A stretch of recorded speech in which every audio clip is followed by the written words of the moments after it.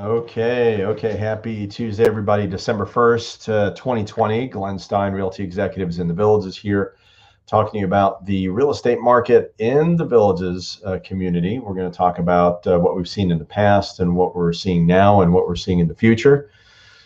In all likelihood, based on the historical information that we've seen over the last 3 to 5 months. So obviously, it's a short recap of what's been going on, obviously, with COVID and the real estate market here in the Villages during the month of March and April. Obviously, slow time because we're essentially in lockdown. And then when things opened up, with the combination of pent up demand and interest rates being really low, obviously in the twos, the real estate market has really taken off like many places around the country. Those are some of the positives. Some obviously one of the negatives during that time period is obviously people's health and concern of being of contracting COVID has been an issue, and specifically in this area that you see most of our population is going to be older than 55, a little bit of an older population, so a little bit more sensitive, or a lot more sensitive, obviously, to COVID. So that has impacted us.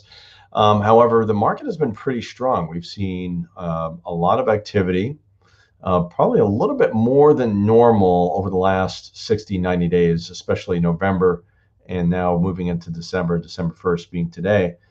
We're seeing more activity than we typically would usually see in a December market. So that's an encouraging sign.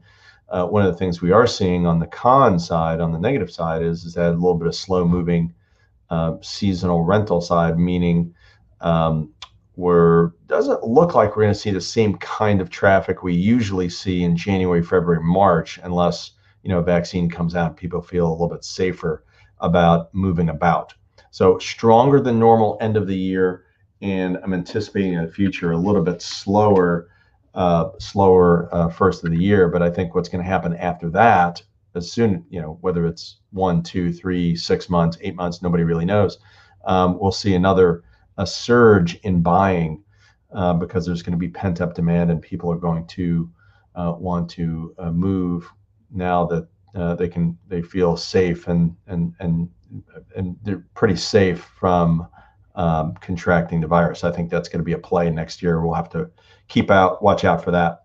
Numbers give you a little bit of a summary. We're looking at for the last 7 days, we've seen 38 new properties hit the marketplace, which is lower than what we've seen, which I think is really a good sign. Like, we're starting to see too much inventory now that we hit the over 400 mark in inventory on the MLS side.